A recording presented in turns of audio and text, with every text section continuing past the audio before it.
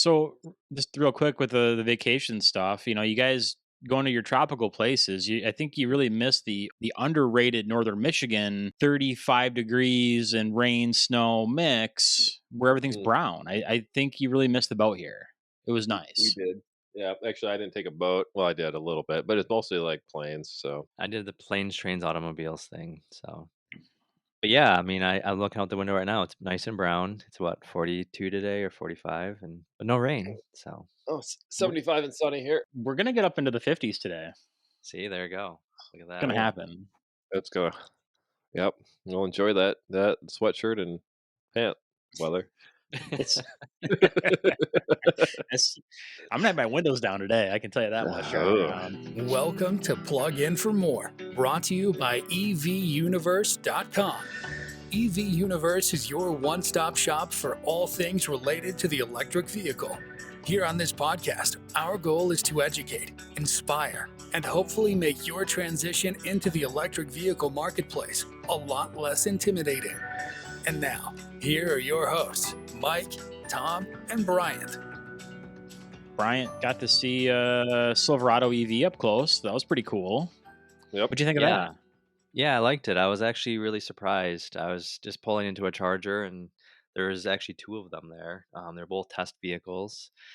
I was kind of bummed because I was taking videos and pictures, and the guys were giving me, kinda like mean looks. I was gonna go in the look in the interior, but they would definitely not let me do that. But I would say, first impressions, having driven the Lightning, seen and been in the Rivian, I think this is bigger. It's bigger than Hmm. the Lightning, just a little bit. I would say from a perspective of how wide it is, it just feels like a much bigger truck than the F-150.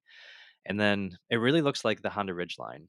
Like that is the styling of it. The Honda Ridgeline is probably right down to the T what it is. But overall, it's a really attractive truck.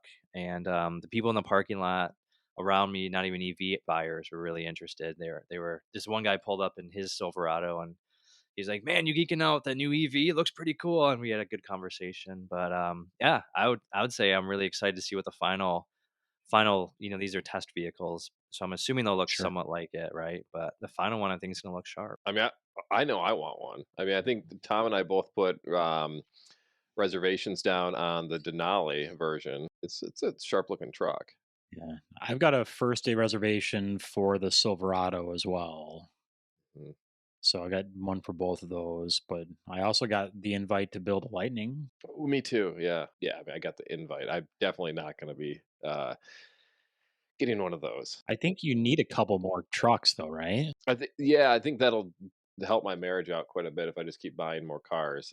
My wife's going to be super thrilled. So, It's been 2 months since you bought a new vehicle. I know, you're getting the itch yet? Come on.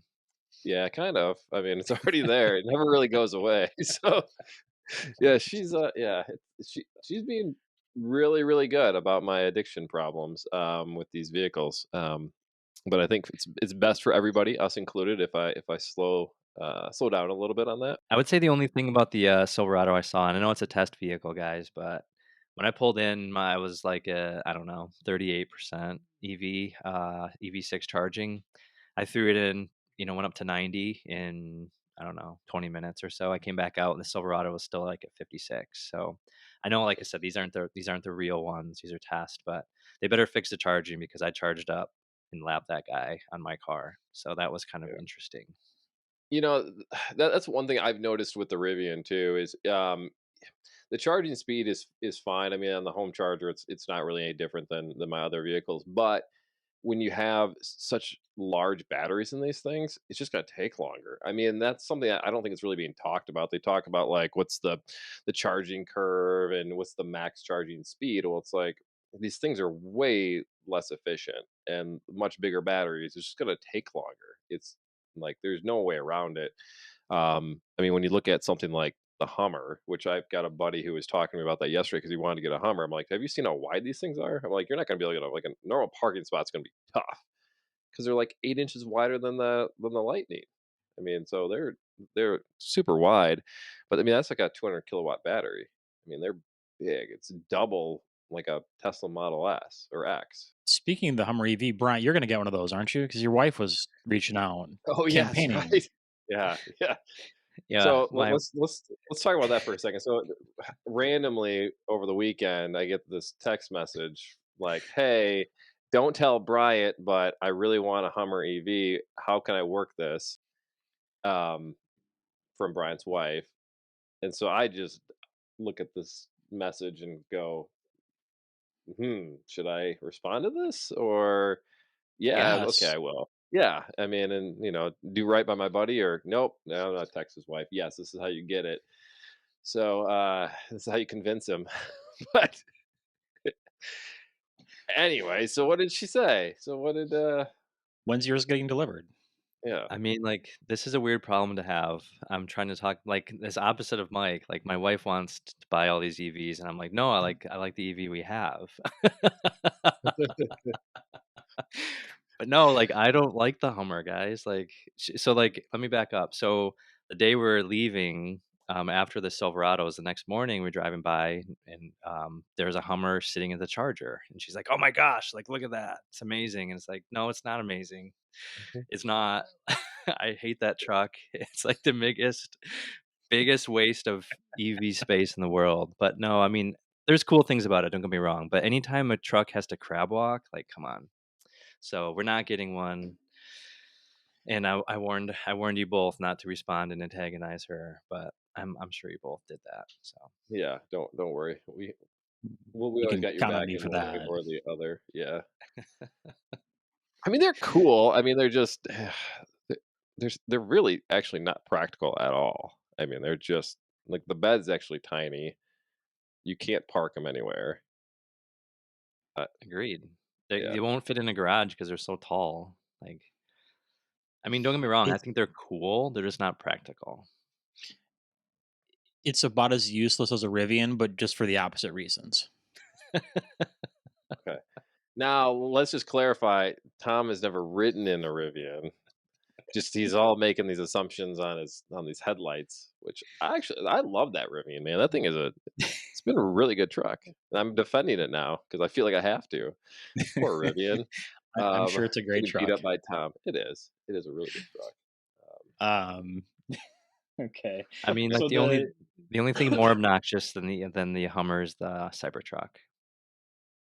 That thing's gonna be sweet. Do you guys see the new April Fool's video of the crash test that never occurred? So it shows it like almost running into the wall in like 15 different perspectives. it, And it yeah, makes you think it's gonna actually hit the wall and it doesn't. I saw a friend of the show, Aaron Jones. He was posting that video and making everybody watch it. Yeah, like Yeah. you should. Yep. Hmm. Former Tesla employee. Yep. Right. Yep. So we hinted a little bit earlier where I was picking on these guys for taking tropical vacations, but Bryant got to see a really cool EV where he was at. Was it the Build Your Dreams EV? Build Your Dreams EV. For most people, they know it as BYD from China. That's just Yes. yeah, yeah. I'd never seen it before. I mean, I pulled up, so I was in the Exumas, and it was actually let me back up a quick second. Having a gas powered vehicle in a small island community is a pain in the butt. So we rented a little tiny Honda Fit, and our last day there, of course, there's no gas, right? The gas stations are all empty. We waited in line for like 45 minutes for gas to be delivered. And throughout the whole time we're there, I was thinking, man, like, it'd be really like, I think the islanders would probably be the first people to adopt an EV because you could have solar panels easily on your roof, or even if not solar panels, just charge your EV. The island's only 36 miles long. So even on a 200 mile range EV, you can drive that island, 5 or 6 times, no problem. And just importing gas is such a pain in the butt. Like, waiting in line at a gas station for 45 minutes and then getting to the front and there's no gas. But yeah, so we're driving around and we saw the Build Your Own or Build Your Dreams BYD, China's biggest, I think one of their biggest vehicle manufacturers in the world. I think right behind Tesla. And I was actually really impressed. It reminds me a lot of the Fisker Ocean size, or like that smaller like CX-5 Mazda. Not a huge, massive EV, but I was really impressed. No one was around it, so I was able to look at it, look inside of it. The interior looks really well done.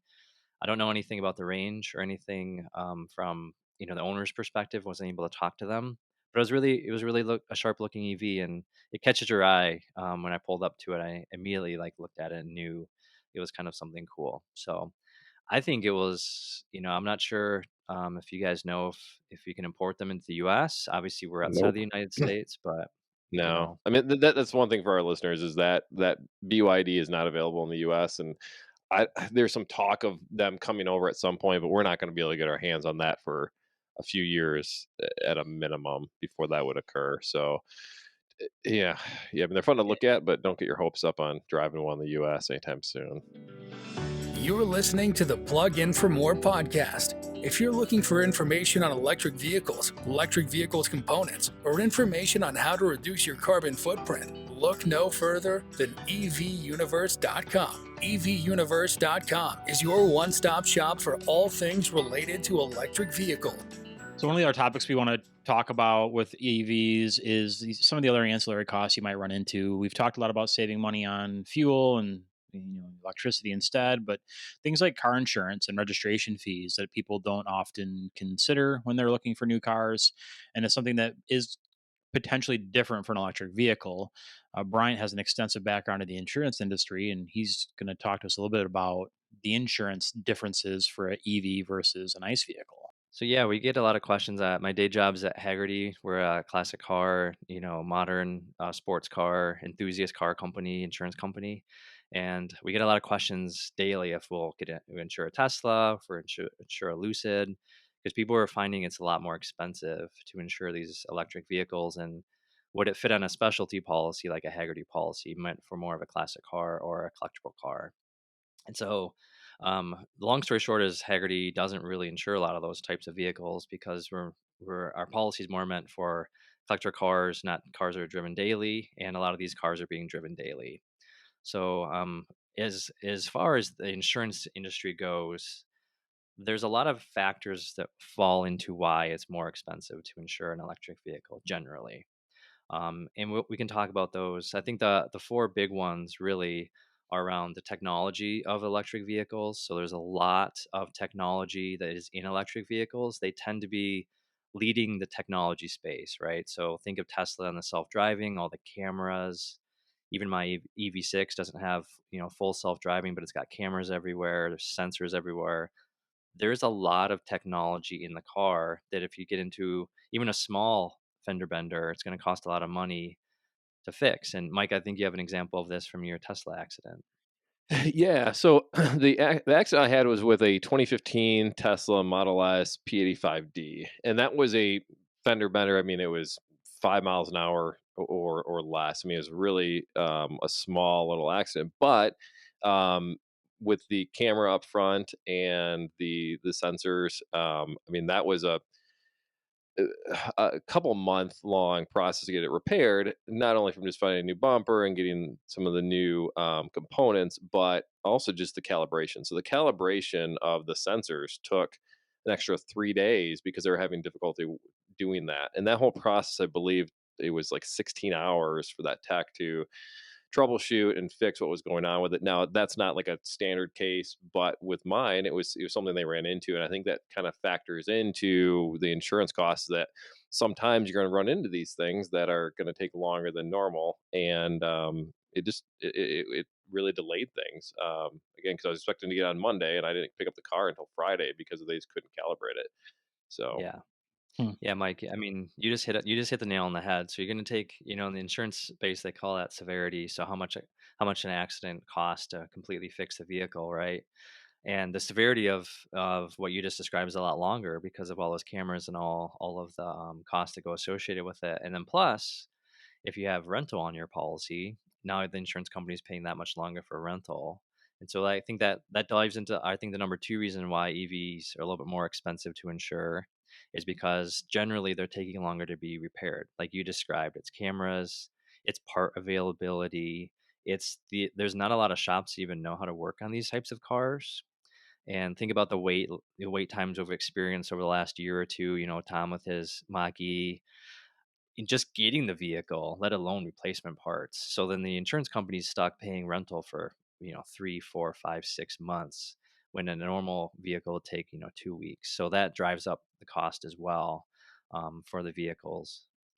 Um, I think the third reason is the battery replacement and the battery testing, and a lot of questions around what that looks like. So it's pretty easy. A friend of mine, she just had an accident. It was total out her Ford Excursion. It's pretty easy in that type of car to know, like, if the engine's damaged, right? It's pretty easy to figure out. On an EV, I think it's a little bit harder. Is the battery damaged? They have to run diagnostics. Mike, what are your thoughts on, like, battery replacements and things like that? Yeah, I mean, the battery replacement is number one. It's a huge cost if they have to replace the whole thing, and I think that goes back to some of the things we've heard about Tesla. I mean, right now they're just the biggest out there, so let's use them as an example.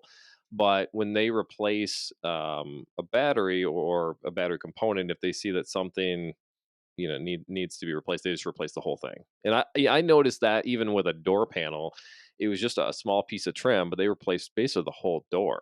They just showed up at my house and replaced the whole thing, which frankly seemed very wasteful. And maybe they took that door back and parted it out so it wasn't going to be just completely scrapped. But that's sort of analogous to what we're hearing with some of the battery replacement stuff. Is there's a piece on of it that's broken. They're not just going to fix that piece. They're just going to take out the whole thing, put a whole new one in, and so that just all of a sudden might be a $15 part, but now all of a sudden you're getting a $20,000 battery. Is that the case, forever? I doubt it. I think they're going to start, really digging in and finding some of these pieces and just, fixing those smaller expenses. But then on the newer Teslas, when you have these structural batteries, there's some real questions there as far as on like the new Model Ys and what's going to happen with the Cybertruck and some other ones when that battery is truly part of the whole frame of the car. If that gets damaged, are you just replacing the whole car? Like, is that even replaceable? Can you even fix that battery, or are you just scrapping the whole thing? I think that's going to be really interesting to see what happens in the next, few months and years once those vehicles start coming out with those structural battery packs. We're not gonna be able to give people an exact dollar amount, like how much their insurance is gonna go up, if at all. And maybe I'm in an anomaly with this, but my Mach-E is about $30 less a month than my Dodge Ram was for the same exact coverage. And I don't know if that's attributed to the safety features or just that I had a really fancy truck. Like, I'm not sure which, but for me, like, I didn't see an increase. Tom, that's a good point. I think the safety features is probably an area. So we're talking about the physical damage of the vehicle. In severe accidents, though, EVs are also cutting edge with safety features, and so you might see some insurance companies actually save money because there's not severe injuries. Now that's just in general. My EV6 was about $100 every 6 months more than my Ram, so not a huge increase. To your point, it wasn't less expensive, but it wasn't insane. But I think also what we need to get into, though, is I think the very last reason why insurance generally, we're at Haggerty, we're getting hit up with Lucid and Teslas, is the performance of the vehicles. So this is pretty big because we run into this a lot. If you've never driven a supercar before, so if you go from, we call it like new money, or I call it like new money, or you become really wealthy, you're gonna get a McLaren or a Lamborghini, and you've never driven something like that before. We see a lot of accidents. Just Google it, right? So many people not even getting home and getting into accidents because they've never felt something like that before.